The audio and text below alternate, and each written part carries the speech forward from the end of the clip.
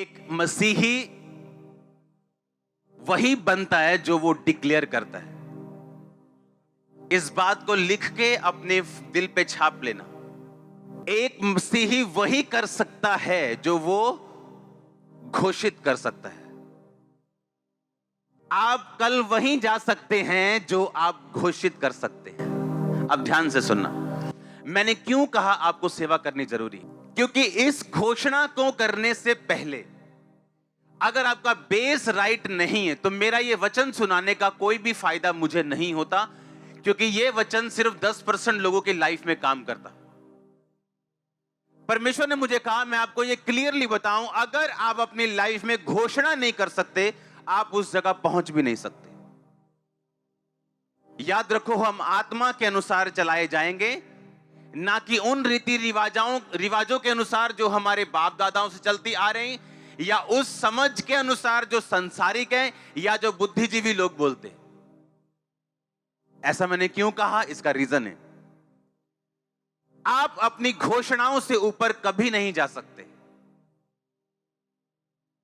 आप चाहे लाख स्पिरिचुअल हों, आप प्रार्थना करने वाले हों, आप वचन पढ़ने वाले हों, आप पवित्रताई में रहने वाले हों, अपनी घोषणा से ऊपर आप कभी नहीं जा सकते।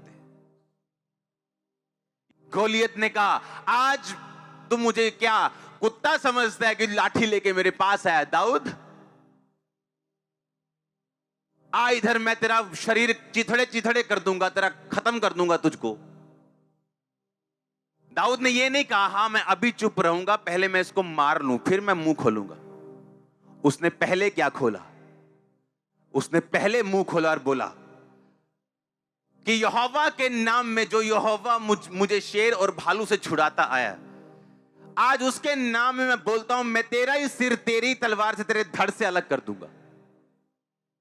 जब उसने घोषणा की, उस काम को करने की सामर्थ्य उसी टाइम दाऊद के अंदर एंटर कर चुकी थी।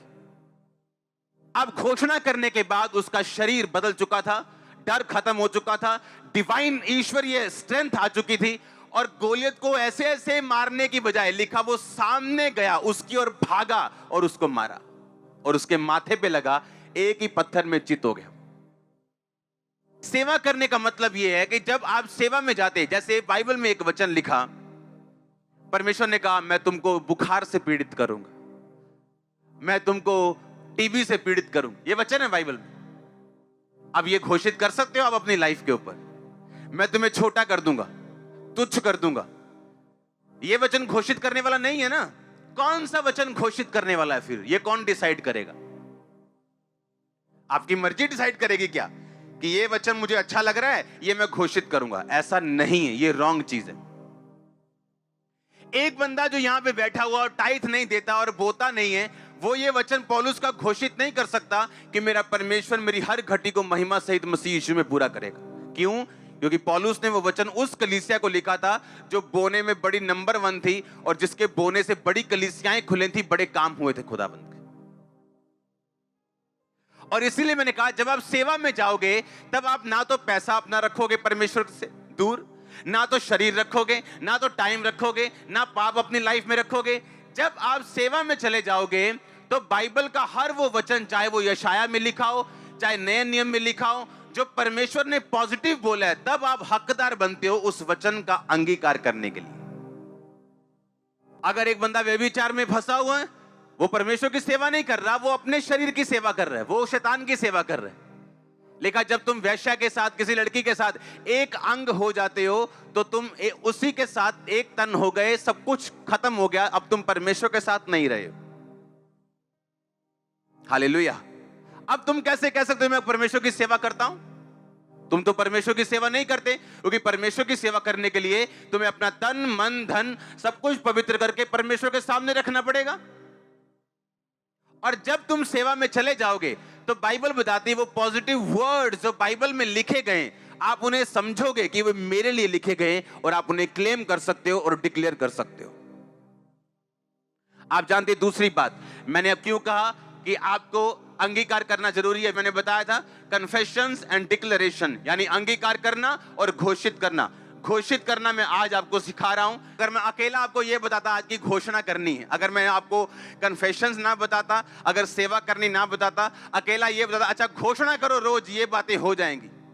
अब वो घर में जा रहा है, घोषणा कर रहा है कि सब बातें मिलकर भलाई को पैदा करती जो मसीह, हाँ सब घोषणा है। उसके कोड़े खाने से मैं चंगा हो चुका हूं। जिस आत्मा को यीशु मसीह ने मुर्दों में से जी उठाया वो मुझ में अगर वास करता है, मेरे शरीर को जी उठाएगा। सब घोषणाएं कर रहा है।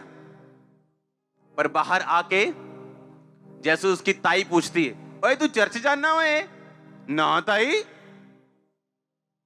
उन घोषणाओं का कोई फायदा नहीं। घोषणा एक ऐसी स्थिति आ चुकी है, एक ऐसा पॉइंट आ चुका है, आपकी लाइफ की ऐसी पोजीशन है जहां से आप घोषित करोगे कि मैं नंबर 1 होने वाला हूं, तो आप नंबर 1 होंगे। पर उस लाइन तक, उस पोजीशन तक पहुंचने से पहले यह पार करना जरूरी है। इसलिए मैंने कहा अंगीकार करना जरूरी। क्यों?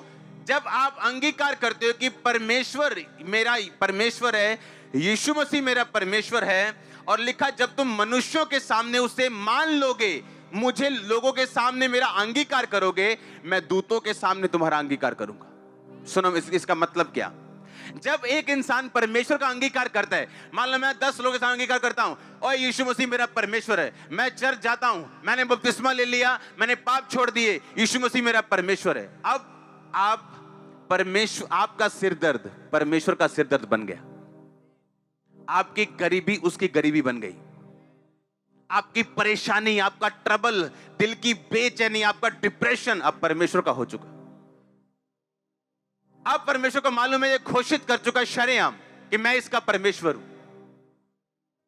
जब आप घोषित कर चुके शरेआम, क्योंकि वो घोषणा अधूरी है जो आप बंद कमरों में करोगे और शरेआम परमेश्वर का इकरार नहीं करोगे, वो घोषणा नहीं, क्योंकि वो घोषणा आपकी ब्लॉक हो जाएगी जब दूत ये देखेगा कि बिना अंगीकार के घोषणा की गई किसी काम की नहीं।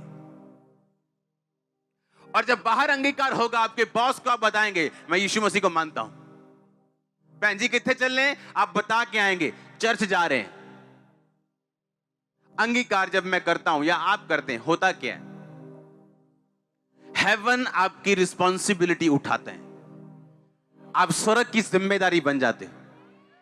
आपने अंगीकार किया कि वो मेरा परमेश्वर है आपकी लाइफ सेवा में, और आपने अंगीकार किया, 2 बातें हो गई।